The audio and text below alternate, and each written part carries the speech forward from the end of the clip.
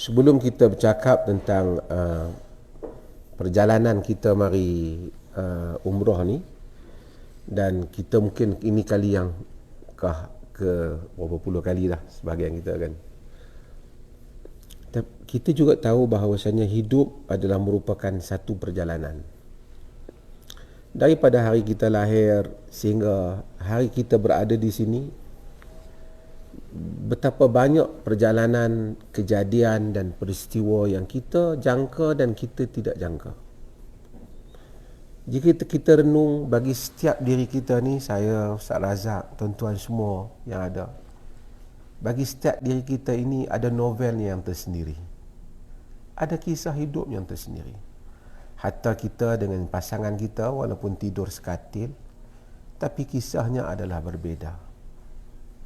Kisah adalah berbeza. Kerana perjalanan kita ini, kita saja yang tahu hakikat antara kita dengan Allah Azza wa Jalla. Dan kita tidak tahu bilakah tamatnya perjalanan ini. Dan kita pun tak tahu penghujung perjalanan ini apa lagi liku-liku yang akan kita hadapi di dalam perjalanan kehidupan ini. Bagi setiap peristiwa-peristiwa yang berlaku, kita mengambil pengajaran daripadanya. Peristiwa perjalanan kita ke sini salah satu daripada episod daripada kecil daripada perjalanan hidup kita keseluruhannya. Saya pun tak jangka jumpa tuan-tuan, tuan-tuan pun mungkin tak jangka jumpa saya. Kita pun tak jangka kenal Haji Ismail barangkali. Tapi ini adalah peristiwa di dalam kehidupan. Banyak peristiwa kecil yang berlaku ialah mengisi ruang diary kita. Orang dulu rajin tulis diary dia. Hari ni kita tak banyak dah tulis diary kita sebab kita dah kadang-kadang update kat Facebook lah apa semua. Tapi sebenarnya kita semua ada catatan kita yang tersendiri. Saya nak mukadimahkan ni kerana catatan ini penting. Kerana apabila kita cabut diri kita daripada isteri kita, daripada anak-anak kita, kita adalah kita. Kita tu adalah diri kita sendiri yang kalau sekiranya keadaan itu mendesak, manusia akan melarikan diri daripada semua orang yang dia kasihi.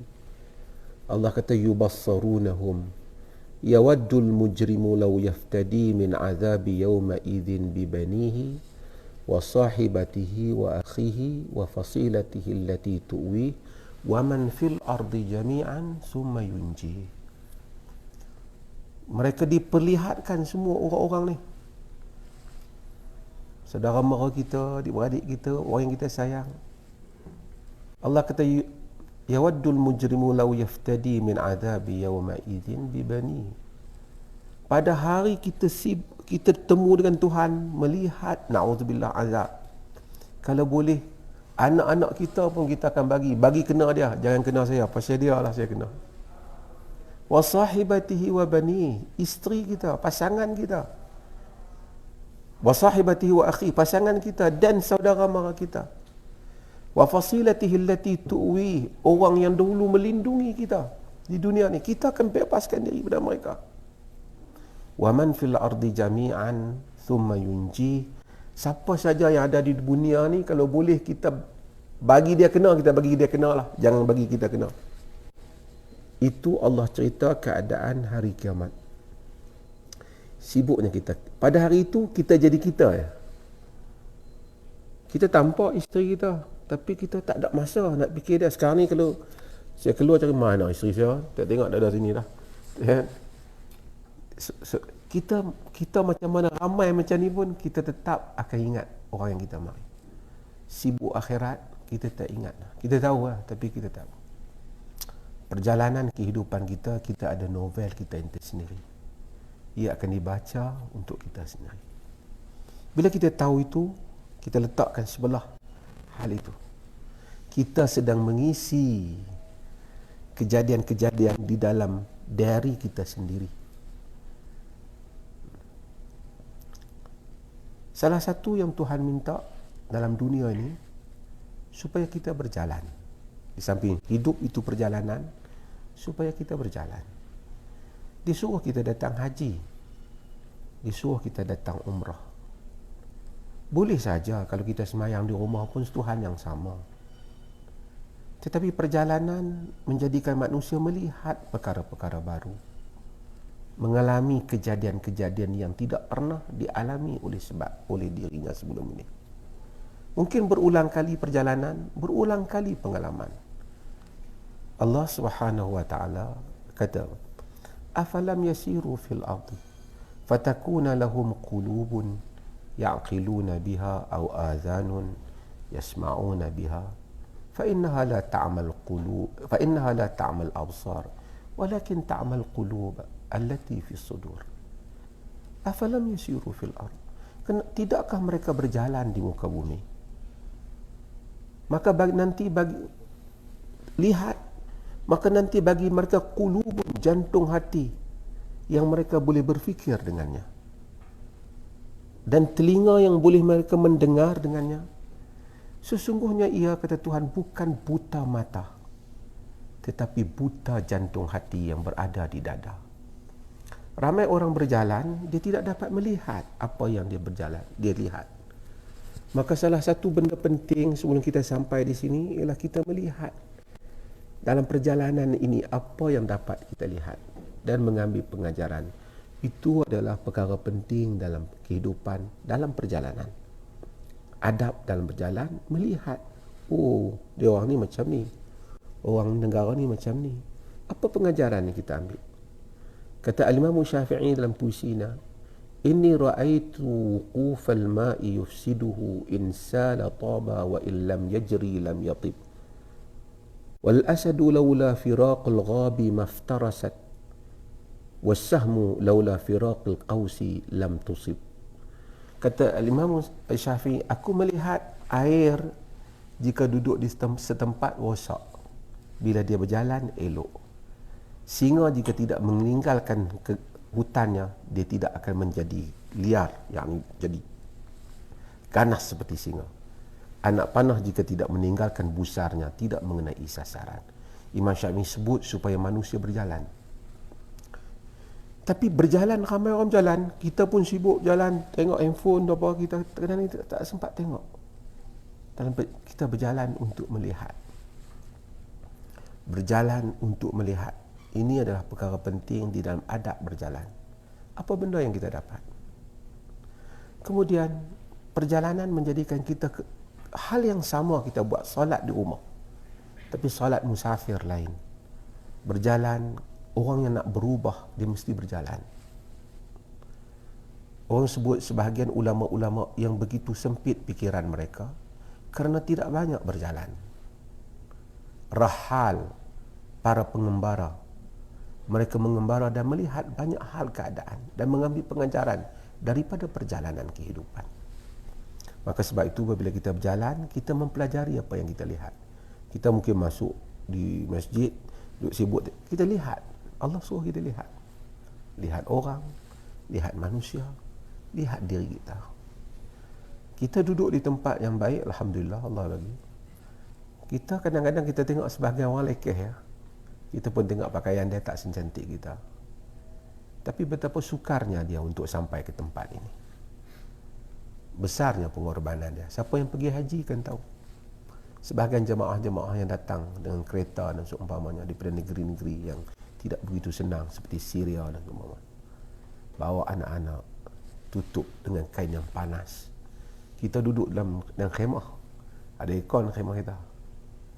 Tapi bagi menunaikan maksud cinta, datang. Kenapa kita keluar daripada rumah kita untuk datang ke sini?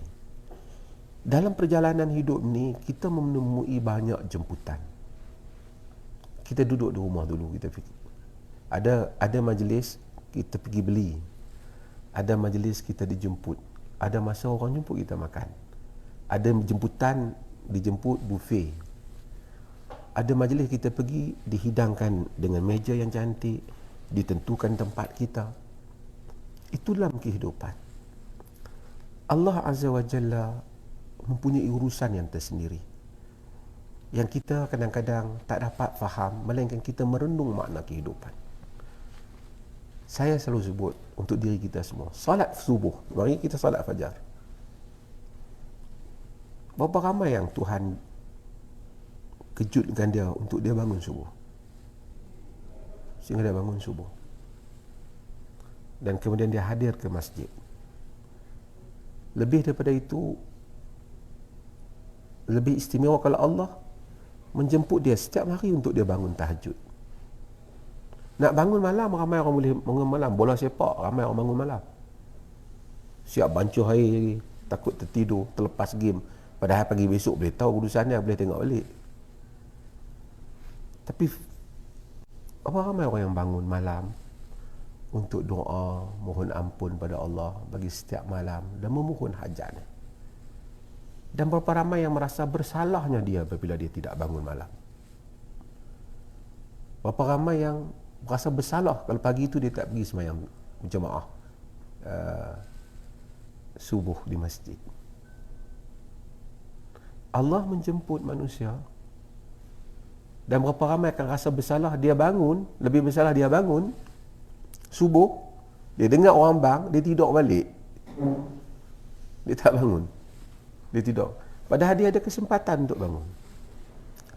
Ini kejadian dalam hidup kita. Tidak semua orang ada duit untuk mari ke sini. Allah jadikan sebahagian ada kelebihan, kita datang ke sini.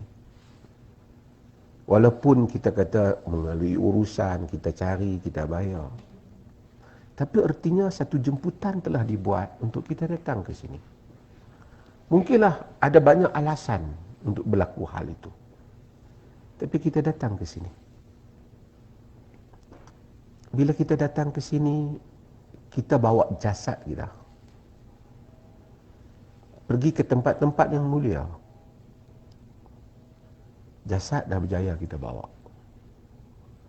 Tapi adakah kita berjaya membawa ruh kita bersama? Sehingga kita memaknai perjalanan yang kita bayar ni sehingga sampai ke sini. Agama ni, nanti mungkin ada sesi kita tanya hukum hakam. Hukum satu hal. Tapi satu bahagian besar dalam agama ni ialah soal hub, soal cinta. In kuntum tuhibbunallah fattabi'uni. Jika kamu cintakan Allah, ikut aku, kata Nabi. Soal merasai makna cinta pada Allah dan makna cinta pada Rasul. Di situ menghadirkan kita salat malam, menghadirkan kita menangis, menjadikan kita itu khusyuk, menjadikan kita itu menyalahkan diri kita jika kita rasa kekurangan di hadapan Tuhan. Nilai-nilai ruhi ini tidak dapat dicapai hanya dengan pergi masuk universiti, belajar pengajian Islam. Tapi ia melalui jiwa yang dididik dan diasuh, yang beristighfar, yang melangkah ke masjid, yang mengharapkan Tuhan ampun, yang diuji oleh Allah, yang melalui kesakitan, penderitaan, yang melalui berbagai-bagai pengalaman dalam hidup, sehingga ia memaknai makna cintakan Allah dan Rasul. Ini adalah perkara penting dalam perjalanan, sehingga kita, Nabi SAW, memang Nabi kata, salatu fi masjidi hadha afdala min alfi salati fi ma siwahu ila al-masjidil haram. Semayang di masjid aku ni lebih baik daripada 1000 salat di tempat-tempat yang lain selain daripada Masjidil Haram. Salat, semua orang boleh salat. Tetapi tentulah tak sama salat orang yang khusyuk dan orang yang tidak khusyuk. Kita telah berjaya membawa jasad kita ke sini. Kita kena membawa ruh kita untuk naik, untuk dibersihkan sehingga kita dapat merasai kita hadir ke tempat Nabi SAW. Kita hadir ke sini.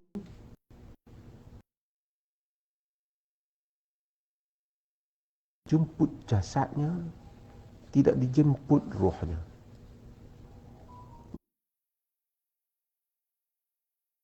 Mudah-mudahan kita ni dijemput jasad kita, dijemput ruh kita.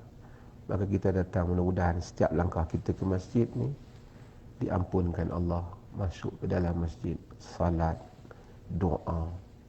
Dan kita pun tak tahu bila lagi kita nak datang, tapi ini adalah kesempatan awal Saya tahu semua orang bila mari banyak benda kita excited, fikir nak beli tu, nak beli ni. So, okay, bukan salah.